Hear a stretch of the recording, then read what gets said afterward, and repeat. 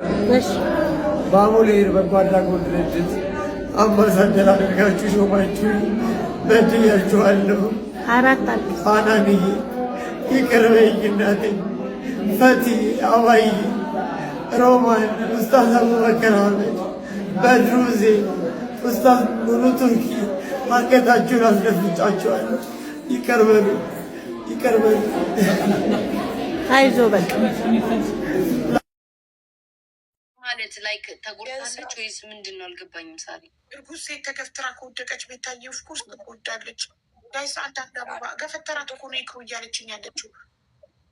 መገፍተሩ ግን ሀቡ ከቅድም ጀምሮ ይሄው አለ አለ አለ። እሷ ራሱ በየቦታው ታለቅሳለች፣ ተው ትላለች። ምንም ሊሰማ አልቻለም። ተክሩ ነው እሱ አሁን ላይቭ ላይ ነው ያለው። አይተኛ ምን ነው ተው የሚለው የለም እንዴ? ፖሊስ አይጠሩበትም እንዴ? ምንድን ነው? ምን አውቃለሁ ብታይ በቃ ፖሊስ መጥራት ነው። 999 ቢደውል የለም። እስቲ ደውይ አሁን ስሙ በማርያም ታሜ ጋ ደውይ አንቺ። እሺ እንዴት ቆይ አልገባኝም። ሆስፒታል እየሄደች ነው? ገፍትሯታል? ምንድን ነው ቀጥታ ወሬው አልገባኝም። ሳሪ እያለቀሰኝ ነው በየቦታው ተው እያለች ነው አልሽ። ሆስፒታል ናት ያለችው ወይንስ ማሪ? አሁን ታሜ ሆስፒታል ይዟት ሄደ። ቅድም ቤታ እሷ ማለት ነው እሷ አይሰማም። እሷ በጣም ነው የምታሳዝነው። ምክንያቱም የሚናገረው ነገሮች በጣም አሳዝኗታል። ሰላም እግዚአብሔር ዘላችሁ ውድና ተከበራችሁ የእናንተ ተቤታታችሁ እንዴት ናችሁ? ሊም ባላችሁበት እግዚአብሔር ሰላሙ ፍቅር በዘዘት ተወለለ አዲስ ለመጣችሁ እንኳን ሰላም መጣችሁ፣ ለነበሮች እንኳን ሰላም ቆያችሁ እያልኩኝ ስለምታደገፉኝ ስለምታበረታቱኝ በጣም እጅግ አድርጌ መሰገነ። አሁን እንገፋችሁ አይለይ እያልኩኝ ዛሬ በሚያሳዝንና ልብ በሚሰብር ቪዲዮ ይዤላችሁ መጥቻለሁ። ምንድነው ዋነኛው ነገር ጋዜጠኛው ሶፎንያስ የደረሰበት ሁኔታ ይቅርታ እያለ እናቴ በደልኩሽ የስራ ባልደረቦቹ ኃላፊነት ተሰጥቶት አምባሳደር ሆኖ ይሰራበት የነበረው ድርጅት ይቅርታ ጠይቋል። እንግዲህ መጀመሪያ ላይ እንዳስቀመጥኩላችሁ ቪዲዮ በጣም ልብ ይሰብራል። እኔ እንጃ እግዚአብሔር አምላክ ብቻ መጨረሻውን ያሳምርለት። በጣም ያሳዝናል። በጣም ልብ ይሰብራል። ሶፎንያስ ነው ወይ ብለን እስከምንጠራጠር ነው እየሆነ ያለው ልጁ። እንግዲህ የደረሰበትን ከዛሬ ከ6 ወር በፊት የደረሰበትን ነገር ይታወቃል፣ ግልጽ ነው። ግን አንዳንድ ጊዜ እንደው ሰው በሰው ሰውኛ ሆነን ራሱ ስንኩራራ ስንጠግብ ነገ የሚያልፍልን ነገ እንደዚህ አይነት ነገር ይገጥመናል ማንል ሰዎች አለን ማለት ነው። እና ከሁሉም ነገር መማር ያለብን ከዚህ ልጅ ነው። ምክንያቱም እንዳያችሁት ነው እንግዲህ ሶፎንያስና ከዚህ በፊት ያለውና አሁን ያለው ምንም ነገር ቢያደርግ የታወቀ ነገር ነው። ያው በወቅቱ የተፈጠረው ነገር ቢሆንም ማለት ነው። ግን አሁን ያለበት ሁኔታ በጣም ነው የሚያሰጋው። እናትየው እያለቀሱ ቤቴ እንዳልነበረ ነው ገልሻለሁ እያለ ራሴን አጠፋለሁ እያለ ያልሆነ ስሜት ላይ ነው ያለ፣ ያልሆነ እንትን ላይ ነው ያለው። በመቀጠልም ደግሞ እንግዲህ ከዚህ በፊት እናትየውን የሆነ ቻናል ላይ አቅርቧቸው እናቴ ላገባ ነው እኮ ብሎ አስጊጦ እንደ ሙሽራ አድርጎ ሲያከብራቸው እና በጣም ተደስተው ነበር። አሁን ደግሞ ያሉበት ልጄ የተለወጠልኝ ወደ ልቦና ይመለስልኛል ብላ ስትጠብቅ ግን ያለው ነገር እየገጠማት ነው ያለውና እየገጠማቸው ያለውና በጣም ያሳዝናል። እግዚአብሔር አምላክ ብቻ ይርዳቸው። ሌላ ነገር ምን ይባላል? በመቀጠልም ደግሞ እንግዲህ በዱባይ ላይ የተቀመጠች አንድ እህታችን ነበረች፣ እንደዚህ ኮስሞቲክስ መሰል የምትሸጠው እና እንደ አጋጣሚ ሆኖ ዱባይ ላይ የሚኖር አንድ ሰካራም እግዚአብሔር አምላክ ይቅር በለኝና አንድ ልጅ ተፋቀረች ማለት ነው። አሁን አስሯን እየበላች ነው ማለት ነው። አንደኛ ዱባይ ላይ ቁጭ ብላችሁ ይቅርና የትም ቦታ ብትሆኑ የትም ቦታ ብትቀመጡ ከራሳችሁ አልፋችሁ ሰውን እለውጣለሁ የሚለውን ነገር በአእምሮአችሁ ነቅላችሁ አውጡ። ምክንያቱም ሰው የራሱን ፍላጎት መለወጥ የማይችል ሰው እናንተ ለውጣለሁ ብላችሁ ኃላፊነት አትግቡ። በተለይ ሴቶች ማለት ነው። ወንድ ልጅ የራሱ የመለወጥ አላማ ከሌለው የራሱ የመለወጥ ስሜቱ ከሌለው አንቺ እንኳን ቆፍረሽ አይደለም በአናትሽ ተተክለሽ ራሱ መለወጣች። ምክንያቱም ሰው ማንኛውም ነገር የሚጀምረው ከራሱ ነው። ራሴ ለወጣለሁ አላማዬ አለኝ ካለ እሰዬ ታግዣለሽ፣ ታበረታቸዋለሽ። አለበለዚያ ግን እሱን እለውጠዋለሁ አለሽ አንቺ ራስሽ ክብር የለሽም ማለት ነው። አንቺ በዚህ በእርግዝና ወቅት እሱ ጠፍጥፎ ደረጃ ላይ ቢወረውርሽ፣ ፎቅ ላይ ቢወረውርሽ እሱ ምን ጨነቀው? እሱ አሸከማሽ እንጂ አልተሸከመ። አንቺ ነሽ ስሜቱን የምታውቂው እንጂ እሱ የሚያውቀው ነገር የለም። እና ይሄ ነገር ውስጥ ራሳችሁን ከበሬታ ሳይኖራችሁ ከራሳችሁ አልፋችሁ የልጅ በውስጥ ያለው ማህፀን ላይ ያለው ራሱ ልጅ በጣም ስሜቱ ይጎዳል ማለት ነው። ምክንያቱም ልጅ እኔ ያንን ኤክስፐራንስ ባይኖረኝም ቤተሰቦቻችን እንዳየነው ሶሻል ሚዲያ ላይ ይህንን ነገር መረጃ ሲሰጣቸው እንደምናየው ልጅ እናትየው የሚሰማትን ነገር ሁሉም ፊል ያደርገዋል፣ ይሰማል። አባትየው ሲሰድባት፣ አባትየው ሲመታት፣ ባልየው ሲመታት ማለት ነው። የሚመታትን ከሆነ የሚረግማትን ከሆነ የሚሰድባትን ከሆነ ሁሉም ነገር ፊል ያደርጋል። እና እኔ ከዚህ በፊት ዶክተር ሮዳስ ታደሰ ሲያስተምረው ነው የሰማሁት ይህንን ነገር ማለት ነው። የአርባ ቀን እርጉዝ እያለ ሁሉም ነገር ማሰላሰል ይጀምራል ብለዋል። እና በተለይ 5 ወር ወይ 4 ወር ሲሆነው በደንብ ነው የሚሰማው ብለዋል። እና እኔ በጣም ነው የገረመኝ። እንደዚህ አይነት ነገር እኔ አላቅም ነበረ። ዶክተር ሮዳስ ታደሰና ከዚህ ለማርገዝ የምትፈልጉ ከሆነ ያረገዛችሁን ሰዎች ይሄንን ሴቶች አድምጡ፣ ወንድም ሁንሽ ሴትም አዳምጪ ሲል ደግሞ በእርግዝና ወቅት ምን ማድረግ እንዳለባት ሁሉም ነገር እንትን ሲያስተምሩ በጣም ነው የገረመኝ ማለት ነው። እና እህቴ ሆይ ወንድ ልጅ ማለት ነው ምንም ነገር ቢኖር ማለት ነው ልታከብሪ ትችያለሽ፣ ልታገዢው ትችያለሽ። ግን ራሱ መለወጥ የማይችል አንቺን የማያከብር አንቺን ዝቅ የሚያደርግ ከሆነ ሳፖርት የሚያደርግሽ ከሆነ አንቺ እየሰራሽ እሱ የማይደግፍሽ ከሆነ በየቦታ ወሬ ቁጭ ብሎ ወሬ የሚቀድ ከሆነ አንቺ ጥላቻ ብቻ አንቺን ካላጠፋው ዘር ማንዘርሽ የሚሳደብ ከሆነ ምን ያደርጋል? ይሄ ባል እኮ አይደለም፣ ይሄ ምች ነው። እንኳን አግብተሽ አይደለ ሳታገቢ ጉርብትና ራሱ አይጠቅምም። ይሄ እንደዚህ አይነት ሰው ማለት ነው። እና እህቴ በተለይ ደግሞ በስደት ሆናችሁ ከእንደዚህ አይነት ወንድ ከምትጣመሩ እንዲሁ ቆማችሁ አትቀሩም እንዴ?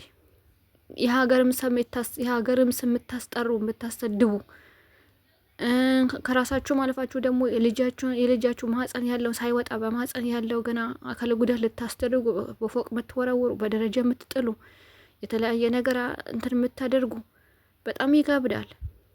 እና ራሳችሁን ጠብቁ እህቶቼ። ምንም ነገር ቢሆን ከራሳችሁ የሚበልጥ ነገር የለም፣ ምንም ነገር ማለት ነው። እና አስተውሉ። ወንድ ልጅ ራሱ የማይለወጥ ሰው ማለት ነው እኔ ለወጠዋለሁ ብለሽ ብትገቢ አንቺ ራስሽ ገደል ነው የምትገቢው፣ ነግሬሻለሁ እኔ በቃ። እና አሁንም ራሳችሁን ጠብቁ። እንደዚህ አይነት ሁኔታ ውስጥ ያላችሁ፣ በእንደዚህ አይነት ሁኔታ ውስጥ ፍቅረኛ ሆናችሁ ጮኛ ሆናችሁ ራሱ ያላችሁ እና አስተውሉ። ምንም ነገር ቢሆን ከራሳችሁ የሚበልጥ ነገር የለም።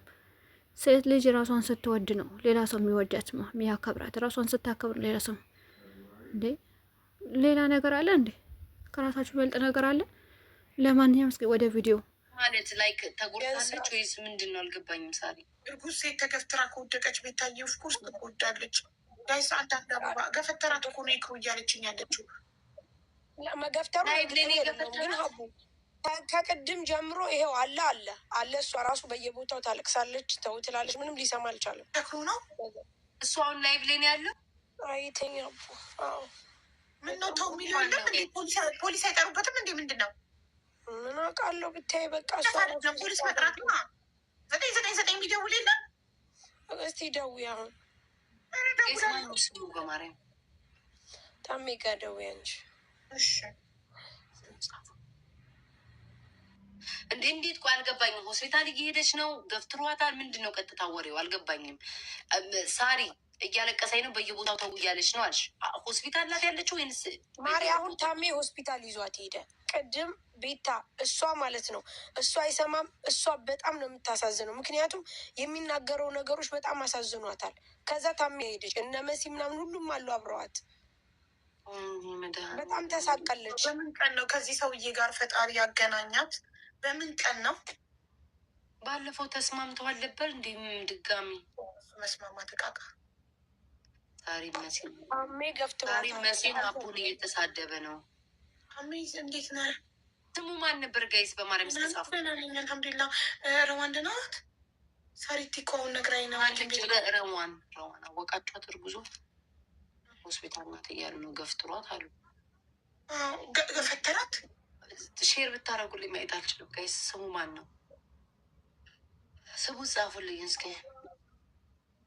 አቡ ስሙን ጻፉልኝ በክርስቶስ። ምን ሆነች? እሷ ግን ማለት ደግሞ ከፍ አለ ወይ ምን ሆነች? ስም የለውም ጋይስ። ኢንሻላህ ወላሂ ይሻላል። እንደዚህ አይነት ህጋዊ እርምጃ ካልተወሰደበት ነገር ሊጎዳት ይችላል።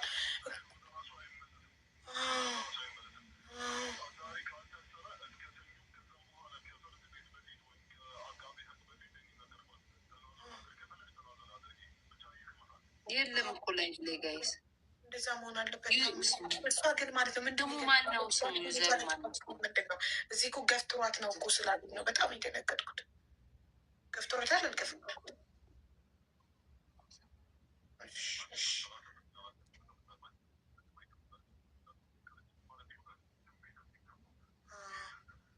ወላሂ አይ ትንሽ መቀጣት አለበት ካለ ብለዛ አይስተካከልም። ወይኔ ባላ ብትወድቅ ሳስበከዋል ታሜ ብትወድቅና ከነ ልጅ የሆነ ነገር ብትሆን ወይኔ ባላ እንደውም እርጉዝ ሚስቱን ያሰቃያል በዚህ እድሜው። ኧረ ምን አይነት ጥጋብ ነው ግን እንደዚህ ባላ። ይህ እኮ ጥጋብ እኮ ነው። እየተደረገላት ነው እንትን ሜዲካል ሪፖርት ሊሰጣት። አዎ አቡ ቅድም ነው የሄዱት። ይኸውልሽ መሲ ያለች ቲጂ ያለች ታሜ ያለ ሌሎች ሰዎችም አሉ። በቃ እሷ ቅድም እንትን ሲልባት ወደ ታሜ ይዘዋት ሄዱ። ለዛ ነው እየሮጠ እሱ አለች እኮ አለኝ ታሜ። እሷ እየተከተለችው አስቢ በዚህ ብዝና ተመልከች እንዲሁና ብትከተለው በቃ እኔ ችግሬ ሀቡ ልንገርሽ እንደው ማንም ይውደደኝ ይጥላኝ እሷ ራሷን መጠበቅ አለባት። ስንት ጊዜ ነው የነገርኳት? አሩ ደዛ አትረባ መስዋ ራሱ እኔ በእናትሽ እንደዛ አይነት ባል ቢኖረኝ ሊጠጣ በወጣበት በሩ ቆልፍ ይዛው ይፈንዳ። ራሷን ብታጣስ እርግዝናዋን ማስታመም ትታ ከሱ እንደ ሕፃን ልጅ እንደ ልጇ እሽኮለሌ እያለች እየተከተለችው ሽሩሩ የምትለው ጭራሽ ራሷን ደግሞ እንደዚሁ ሊያስብላት ለእሷ ነው ሊያስብላት የሚገባው ወይንስ እሷ ናት ለእሱ ልታስብለት የሚገባው? ማን ነው በዚህ ሰዓት ሊታሰብለት የሚገባው? እርጉዝ ሴት ናት እኮ በዚህ ሰዓት ሊታሰብላት የሚገባው አይደል እንዴ? በጣም ማርያም በጣም በዛ ላይ ገፍታለች። ወዷ ራሱ ስታሳዝን ሀቡ በጣም ነው የምታለቅሰው። ታውቂያለሽ ሙሉ በለቅሶ ጨረሰችው እኮ። ምን አይነት ሀዘንተኛ ነች? ምንድን ነው እንደዚህ መጨማለቅ ሲጀመር? እሷ ራሷን አትጠብቅም እንዴ? እሷ ቆፍጠን ስላላለች እኮ የሚጨማለቀው። እሷ ጥፋት ነው። ሆስፒታል እስከምትገባ ድረስ አሁን ጽንሱ የሆነ ነገር ቢሆን ሰላምም አለች አብረ ሀቡዬ ሰላምም ቅድም ነበረች እንዳለ እሷ ማርያምን ሀቡ ልንገርሽ ተጀምሮ እስከሚጨረስ ከትናንት ጀምሮ እኮ ነው አሉ። እዛ ላይ ምንድን ነው ላይቭ? እሺ እሱ ላይቭ ገብቶ ሰክሮ ከለፈለፈ እሷ ደግሞ ላይቭ እንዴት ትገባለች? አይ ሀቡ ሰላም እናስቀበል። ሀቡ በቃ በወጣበት ለምን እዛ ወጥተው እሷ ቤቷ ቁጭ ለምን አትልም? እሱን እኮ ምሽ እሪ ምን ይበሳ ቦታ ቦን ወላሂ ማደርገው ማለት ነው። ወጣ እንዲጠጣ በሬን ቁልፍ ባርጌ መጥቶ ቢያንኳኳ አንኳኳና ፖሊስ ነው ምጠራልህ ነው ምለው። አንኳኳና ለጥሩ ራቴን በልቼ ፊልሜን እያየሁ ለጥ እንኳን ላይቭ ገብቼ ባሌ ሰከረ እንደ ያለ ብዬ ለህዝቡ ልናገር። እሷ ቆፍጠን ካላለች እሱ አይስተካከልም። ዝም ብሎ ሁሌ እየዬ ባሌ ሰከረ እየዬ ላይቭ ወጥቶ ባሌ ጠፋ ላይቭ ወጥቶ እየዬ ልጇ ነው ወይንስ ባሏ ነው?